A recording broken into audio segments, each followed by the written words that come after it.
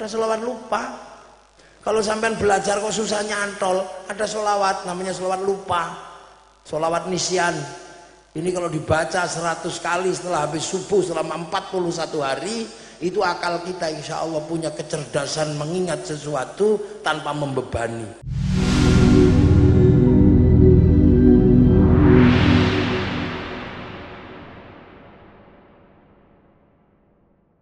Orang milenial harus terus maju, dan untuk itu bekal yang paling utama adalah hari ini menghadapi keruwetan zaman milenial. Bekal yang selalu diajarkan para habaib dan para ulama adalah bersolawat. Kenapa mesti solawat? Kenapa? Karena solawat yang kita baca itu berjalan lurus dengan apa yang dilakukan Allah dan malaikat. Siapa yang bisa melawan kalau Allah sudah melakukan sesuatu? Siapa yang akan melawan kalau malaikat sudah melakukan sesuatu? Dan yang selalu dilakukan Allah dan malaikat hari ini adalah solawat. Maka solawat kita diharapkan resonansinya berbanding lurus dengan solawat Allah, solawat malaikat secara konstan dan istiqomah. Karena solawatnya Allah pakai kalimat yusholluna, sedang dan akan terus menerus bersolawat. Makanya Said Muhammad Alwi Al-Maliki pernah menyatakan, hari ini kalau ada orang bertanya Allah pekerjaannya apa setelah sitati ayamin, solawat.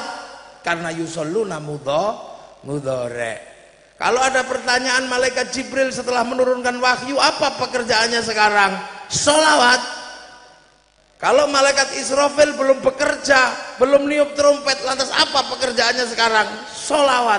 Maka solawat yang kita lakukan setiap detik, setiap tarikan nafas sebenarnya seiring berjalan dengan solawat Allah, solawat malaikat pada Rasulullah Muhammad Sallallahu Alaihi Wasallam. Berjalan dalam irama solawat ini, tidak ada satupun problem di dunia yang tidak bisa dibuka. Karena pertemuan sholawat manusia, Allah dan malaikat, inilah kunci perubahan besar di muka bumi. Maka hal-hal yang mustahil akan jebol dengan sholawat. Di situlah. Dan kita diajarkan setiap hari untuk apa? Bersolawat seiring dengan sholawatnya Allah, seiring dengan sholawatnya malaikat. Allahu Akbar itu seiring dengan sholat, tapi sholat ada jedanya. Allahu Akbar itu seiring dengan adzan, tapi adzan ada jedanya antar waktu. La ilaha illallah ada jedanya, karena itu yang paling selalu dilakukan seluruh dunia, itu adzan. Berzikir Allahu Akbar seiring dengan adzan di seluruh muka bumi. Tapi kalau kita sholawat, setiap tarikan nafas, setiap detiknya kita sedang berjalan seiring dengan sholawat Allah, sholawat malaikat, sholawat manusia yang tertuju kepada Rasulullah Muhammad Sallallahu Alaihi Wasallam. Ini loh sebenarnya kuncinya kenapa sholawat itu mandi, kenapa sholawat itu manjur. Karena dijalankan seiring. Kalau punyamu nggak manjur, sholawatnya malaikat yang manjur. Kalau salawatmu sambil ngantuk dung gini, sholawatnya Allah yang manjur. Punyamu bonceng di situ. Kalau kalian kan sholawatan kadang setengah hati, wong setengah ngantuk. Ada yang emosi sudah capek karena kiainya nggak datang. Ada yang emosi karena cuman kebagian tung tok.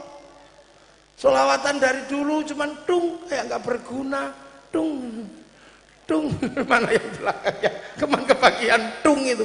Ada yang tang, ada yang mang tung dok. Uripmu ora kanggo to lele ya tung. Akhirnya males. Ada yang marhaban ya nur. Kenapa digigitnya?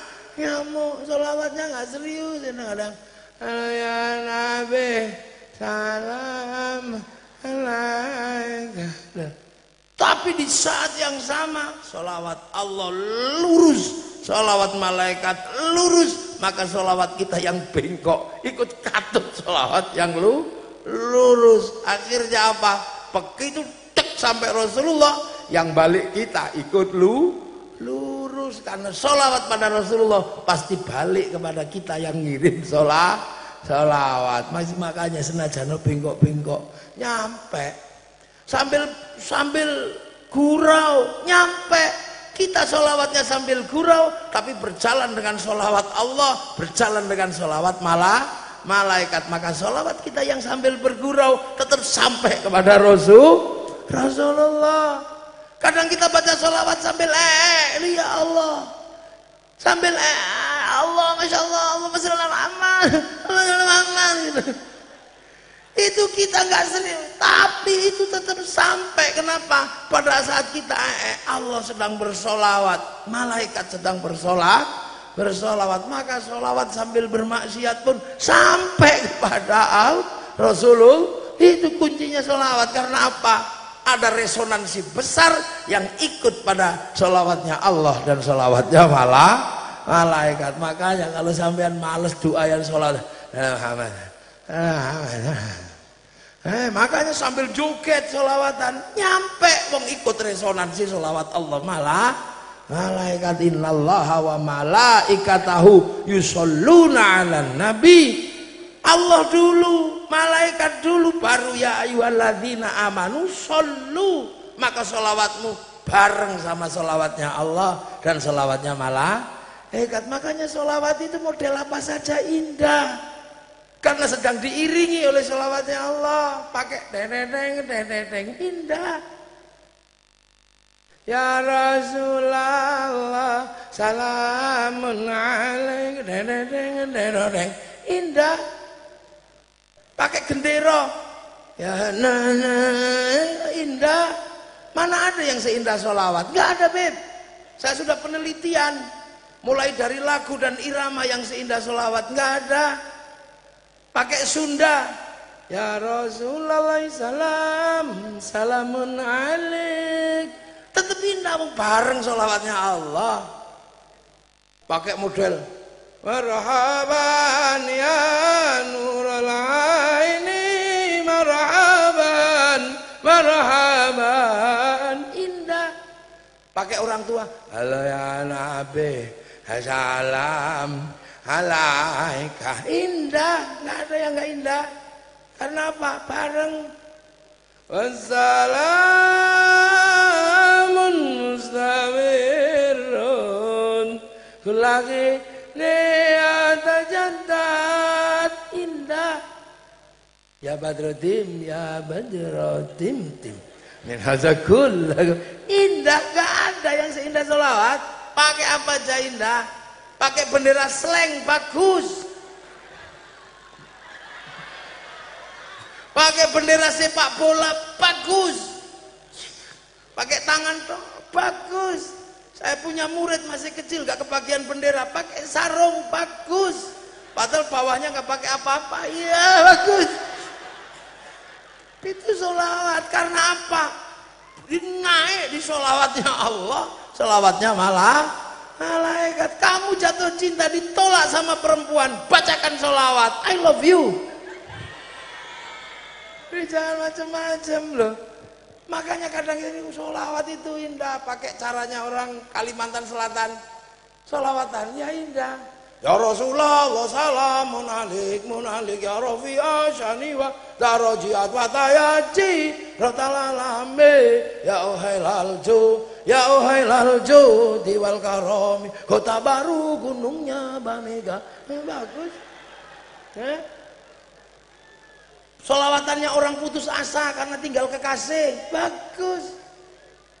Ya Nabi salam alaika, ya Rasul salam, salam alaika, ya Habib salam alaika, salawatullah alaika. Bagus.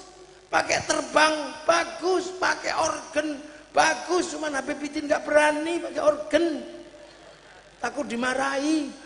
Nggak tahu siapa yang mau marahi. Wong Habib Idin kok masih ada yang berani marahi. Ya cuman nggak ada yang bisa main. Pakai rock bagus. Allahumma sholli ala sayyidina Muhammad wa ashghilil zalimin bil zalimin. Bagus. Wa akhrijna min bainihim zalimin.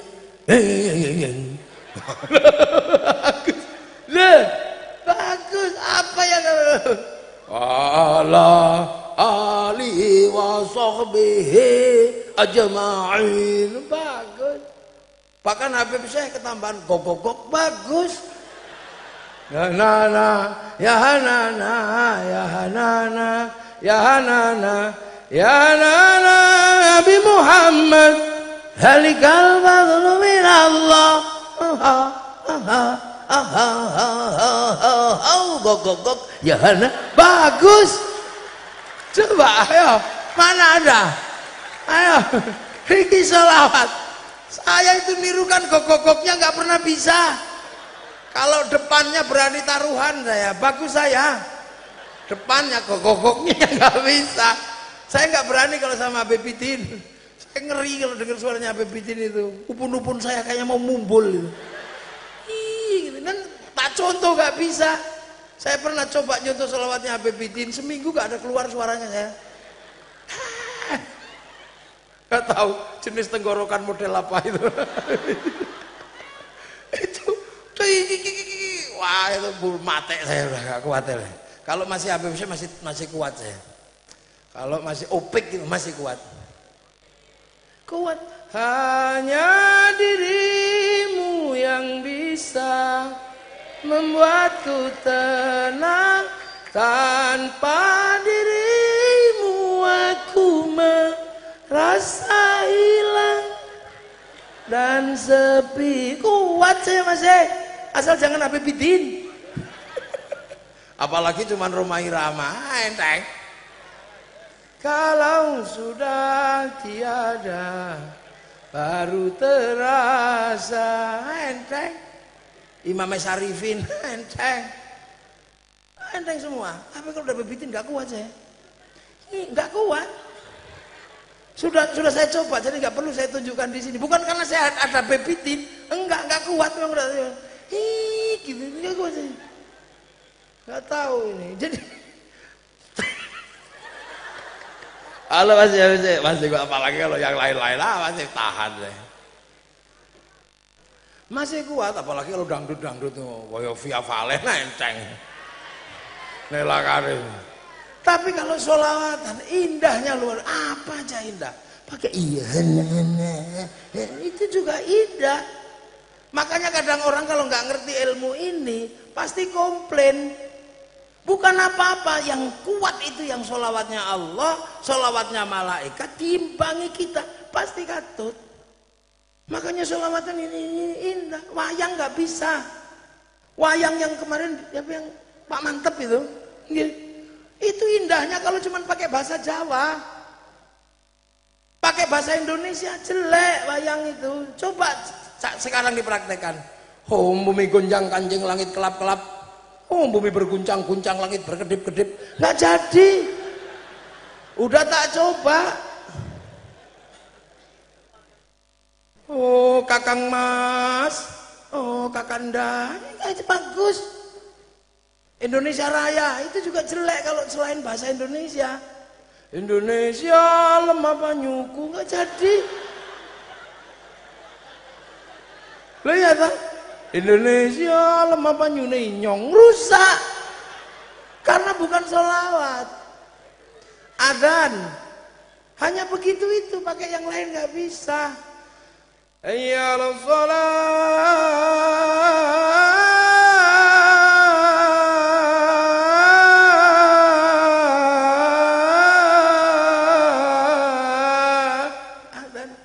Dangdut rusak. Hayya 'alas shalah. Bubar gak bisa. Lihat kan? Kalau sholawatan apa lagi dangdutan ya enak. Ya Rasulullah salamun alaik.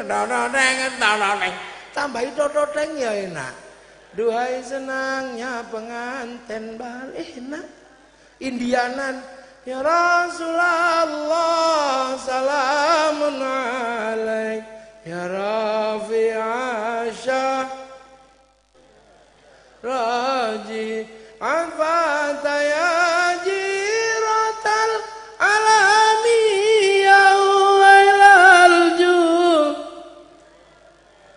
tumhiho mata aduh tumhiho indah pakai indianan solawat, makanya Gus Dur solawatan pakai dangdut.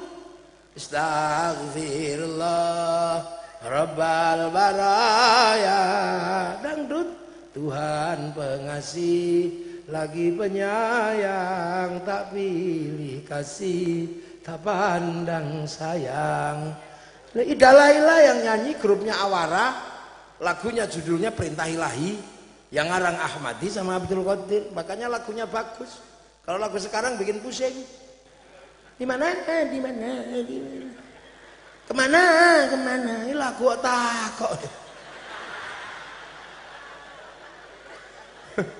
Atau lagu yang nggak ada suaranya, popong dong. Lagunya Inul. Sampai kiai-kiai dasarku yang setan, penuh syahwat. Yang nggak apa-apa cuman Gus Dur, nggak apa-apa Mbak Inul, gitu aja kok repot. Orang marah semua. Gus, itu goyang penuh syahwat, kenapa kau katakan gak apa-apa? Jawabnya Gus Dur, loh, emang sampean lupa kalau aku udah gak lihat? Ya. Lah ini makanya kita ini Masya Allah hidup di era seperti ini, sholawat adalah jalan keluar. Dan dari dulu makanya sholawat itu macam-macam. Ada sholawat tibil kulub, ada sholawat fatih. Kalau suwempit sholawat fatih, kalau lupa sholawat lupa. Lu ada sholawat lupa. Kalau sampean belajar kok susah nyantol, ada sholawat namanya sholawat lupa, sholawat nisyan. Ini kalau dibaca 100 kali setelah habis subuh selama 41 hari, itu akal kita insya Allah punya kecerdasan mengingat sesuatu tanpa membebani.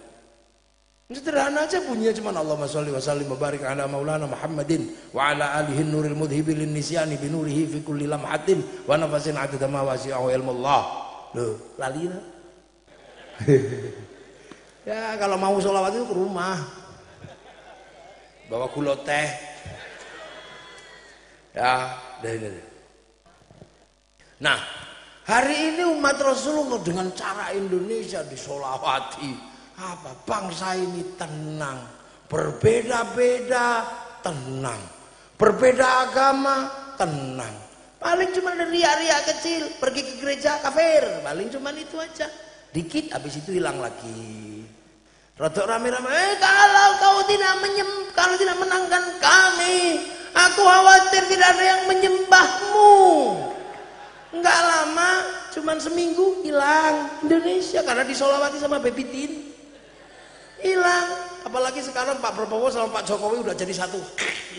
Selesai lah mate kon ya. Ria-ria main catur haram, dilu seminggu hilang. Apa Indonesia? Kenapa? Karena Indonesia oleh para ulama jelas-jelas gak bisa kalau tidak dititipkan kepada Rasulullah. Maka nenek moyang kita nitipkan Indonesia pada Rasulullah Muhammad Sallallahu Alaihi Wasallam. Cara menitipkannya seperti apa? Setiap kepala orang di Indonesia disebut ra'iyah, karena Rasul menyatakan kullukum ra'in wa kullukum mas'ulun an ra'iyati. Maka setiap kepala di Indonesia titipkan ke Rasulullah dengan disebut ra'iyah atau rakyat. Dan satu-satunya bangsa muslim dunia yang sanggup mengambil kalimat ra'iyah untuk menyebut warga bangsanya hanya ulama Indonesia. Jadi sampean itu ra'iyah, rakyat, makanya tenang aja, per kepala udah dititipkan Rasulullah, nggak usah khawatir. Menempati sebuah kawasan titipkan pada kekasih-kekasih Allah, maka kawasannya disebut wilayah. Kalau sedang berdiskusi titipkan kepada Allah, wasyawirhum fil amri, maka diskusi ra'iyah disebut musyawarah. Titipkan ke Allah, semua titipkan. Kalau lagi bermusyawarah jangan menang-menangan sendiri, titipkan ke Allah. Tafassahu fil majalis fafsahu yafsakhillah. Ruang musyawarah dikasih nama majelis. Ngangkat pemimpin titipkan sama Allah. Wasi'a kursiyyus samawat, maka kedudukan pemimpin disebut kursi. Dan wilayah yang kita tempati akhirnya disebut Negara Kesatuan Republik Indonesia. Makanya inilah jawaban kenapa Jazirah Arab satu bangsa bisa pecah menjadi puluhan negara, Eropa satu bangsa bisa pecah jadi puluhan negara. Tapi kenapa kita yang puluhan bangsa mampu bersatu dalam satu negara, Kesatuan Republik Indonesia? Karena dititipkan pada Rasulullah dengan sebutan ra'iyah atau rakyat, dan Rasulullah mendapatkan beban rahmatan lil alamin yang diajarkan waja'alnakum syu'uban wa qabaila lita'arafu. Ini kalau bukan para wali nggak bisa dulu meletakkan hal seperti ini. Makanya untuk tetap membuat situasi tenang, rakyat sudah dititipkan ke Rasulullah. Kalau ada sesuatu siram dengan sholawat. Antara yang ada dan yang tiada bersatu dalam nama Rasulullah Muhammad sallallahu alaihi wasallam. Makanya sholawat, makanya bibidin sholawat tenang. Harap apa udah tenang sekarang. Maka sekarang jadi pertanyaan oleh orang seluruh dunia, bangsa kita menjadi bangsa yang mempersiapkan dirinya untuk menjadi bangsa milenial. Karena milenial adalah bangsa yang bisa bersatu dengan bangsa manapun. Kamu boleh menggunakan pola pikir Eropa, kita boleh menggunakan pola pikir Belanda. Kita tidak lagi menggunakan aku cinta padamu, tapi I love you. Kita tidak lagi menggunakan model rambut Indonesia, tapi rambut Amerika mohawk, atau rambut Korea miring. Kita tidak lagi menggunakan makanan Indonesia tapi spaghetti. Tapi antar bangsa tidak boleh lupa, batas milenial terakhir adalah batas bangsa dan negara. Karena sehebat apapun kemampuan kita memahami Amerika, kalau kita pergi ke Amerika tetap ditanya pasportmu mana. Sehebat apapun kita memahami bahasa Arab, ketika masuk ke Saudi tetap ditanya pasportmu mana. Maka batas terakhir milenial adalah batas bangsa. Maka seliar apapun pikiranmu dan batinmu, jangan lupakan bahwa kau tetaplah bangsa Indonesia. Makanya kalau mau menyelesaikan bangsa Indonesia, kita selesaikan dengan cara Indonesia. Dulu waktu awal Indonesia berdiri, semua pengen penyelesaian. Ada yang menginginkan mari kita selesaikan bangsa ini dengan cara Belanda. Maka nenek moyang kita melahirkan sebuah naskah besar, tenggelamnya kapal Van der Wijk. Apakah bangsa ini akan diselesaikan dengan cara Arab? Lahir naskah besar di bawah lindungan Ka'bah. Milenial tidak tahu itu. Milenial komik aja nggak ngerti. Apakah akan diselesaikan dengan cara Eropa? Lahir naskah besar salah asuhan. Apakah akan diselesaikan dengan cara Indonesia murni? Lahir naskah besar Siti Nurbaya. Maka kenapa sekarang ketika bangsa ini bermasalah, kau cari penyelesaian keluar? Hizbut Tahrir didirikan oleh Taqiyuddin An-Nabhani untuk menjadi penyelesai problem Filistin, dan itu gagal. Kenapa kau tarik ke sini untuk menjadi penyelesai problem Indonesia? Ikhwanul Muslimin didirikan oleh Hasan al-Banna untuk menyelesaikan masalah Mesir, dan itu gagal. Bahkan Mursi digantung. Kenapa kau bawa ke Indonesia untuk menyelesaikan bangsa Indonesia? No, kita bukan bangsa Mesir, kita bukan bangsa Afrika, kita bukan bangsa Filistin, kita bangsa Indonesia. Dan Indonesia akan terlibat dalam perdamaian dunia. Kita tidak akan menjadi bagian dari perdamaian dunia kalau kita tidak bisa berdamai dengan bangsa sendiri. Dan hari ini bangsa yang paling bisa berdamai dengan bangsa sendiri, bangsa Indonesia. Puluhan suku, puluhan bangsa, puluhan ras bersatu dalam satu negara, Kesatuan Republik Indonesia. Inilah milenial sejati, menjadi Eropa, menjadi bangsa apapun, tapi tidak pernah melupakan bahwa kita bangsa Indonesia. Besok kita ketemu Rasulullah. Sahabat, assalamualaikum ya Rasulullah. orang Pekalongan, ya Nabi salam. Paling Rasulullah juga nanya, rombongan dari mana? Pekalongan ya Rasul. Ya Hana, dari mana ini? Dari Pekalongan. Kok begini-begini? Iya, rombongannya Azahir. Lah kenapa? Karena Rasul sangat merindukan orang kayak kita. Rasul satu pagi tidak mendapatkan air karena sahabat lupa bawa air. Ghirba sahabat tidak ada air. Maka Rasulullah mengeluarkan air dari tangannya. Ada yang minum, ada yang mandi, ada yang berwudu. Dan Rasul bertanya, siapa imannya yang paling baik? Iman Rasulullah ya Rasul. Rasul, aku ini ketemu Allah, iman pantas. Imannya malaikat ya Rasul. Malaikat ketemu Allah, beriman pantas. Sahabat ya Rasul, sahabat ketemu aku, beriman pantas. Iman siapa ya Rasulullah yang paling bagus? Iman umatku akhir zaman yang tidak pernah ketemu aku tapi beriman kepadaku. Mereka lah yang kurindukan nanti di hari kiamat. Itu siapa? Kitalah yang pesek-pesek ini. Ya, makanya kita ini untuk menjadi bangsa-bangsa besar, Rasulullah sudah mempersiapkan Islam untuk menjadi agama milenial, agama masa depan. Semoga semua selalu diingatkan bahwa kita umat Rasulullah yang ada di Indonesia, punya bangsa Indonesia, dan semua akan mendapatkan syafaatnya nanti di hadapan Rasulullah Muhammad sallallahu alaihi wasallam. Al-Fatihah. Siratal ladzina an'amta 'alaihim ghairil maghdubi 'alaihim waladdallin. Amin. Ihdinas siratal mustaqim. Assalamualaikum warahmatullahi wabarakatuh. Allahumma shalli ala sayyidina Muhammad.